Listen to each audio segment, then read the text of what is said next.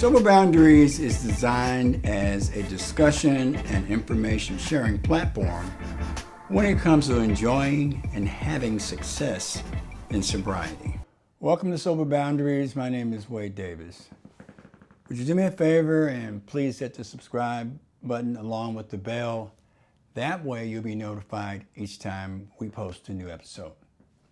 Thank you. Okay.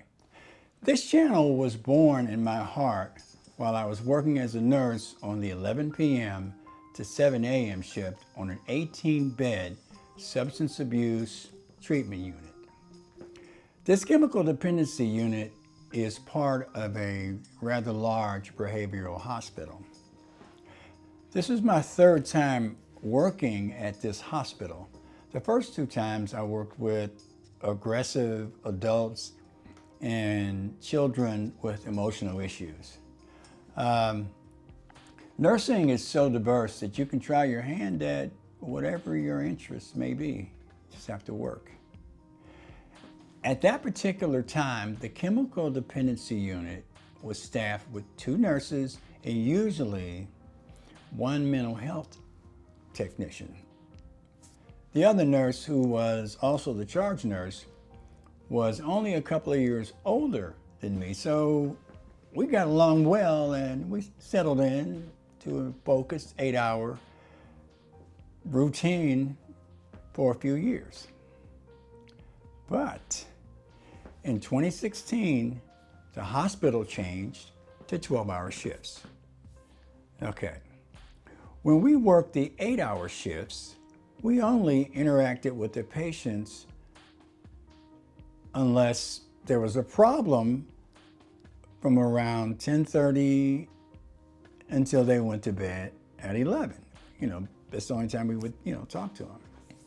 And we usually would wake them up between 5:30 and 6 a.m.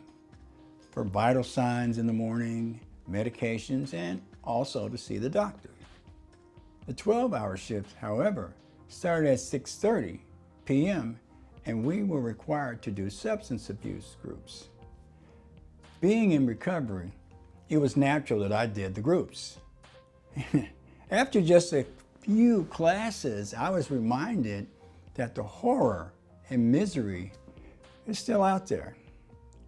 I started this channel to share that sobriety success, it is possible. Unfortunately, there are some recurring myths and false social rumors that convince some folks not to get clean and sober. Today, I'd like to talk about the 3 that I hear the most. Sadly, sobriety myths are reinforced with unnecessary fear. This fear, it just illustrates how powerful alcohol and drugs are. Okay, myth number 1. They would go, how will I live without their drugs? Myth number 2. What will I do with my life? They've become so dependent. Myth number 3. Without my drug of choice, life won't be any fun. Okay, we must discover that the ability and the decision to make wise choices are the foundations of sobriety. The ability to make wise choices, that will come from learning principles, concepts that are given in substance abuse treatment. The decision to make wise choices will come from a changed or renewed mind when these principles and concepts are applied to our lives. Okay, let's address these myths. I'll repeat them so we'll be reminded. Okay, number 1, how will I live? Number 2, what will I do with my life? And number 3, I just won't have any fun. When I'm faced with these statements in one form or another from someone in treatment who's terrified of a lonely, boring life in sobriety, I asked them these questions, okay? Now, were you not alive and living before you started using? Huh? The age that you started doesn't matter. Were you alive when you started? Huh? Okay. Do you know anyone that has gotten sober and is living a stable life, working every day, enjoying their family, buying cars, building or buying a home, enjoying themselves by going on vacations and having fun with their family? Do you know anybody like that? Huh?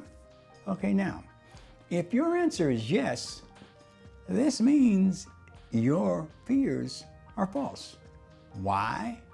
Because you have seen your possible future.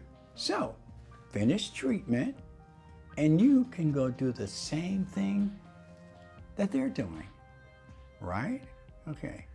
If your answer is no, you don't know anyone like that, then finish treatment and get involved with the recovery community of your choice. Learn to live and practice that community's principles as you develop and live a stable life on your own. After that, only one of three things will happen. Number one, using what you have learned, you will stay clean and sober and discover how to enjoy life without using. Or you will not use the principles and you will go back out and use. And number two, possibly go to jail or prison. Or number three, you will die. That's it. Those are the only possible outcomes, unfortunately. Remember, it's always a matter of choice.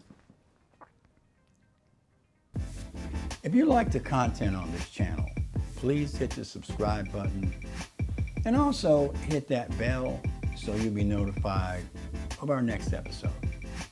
And please post any questions or comments, as we would like to hear from you. Thank you for joining us. My name is Wade Davis. Hope to see you next time.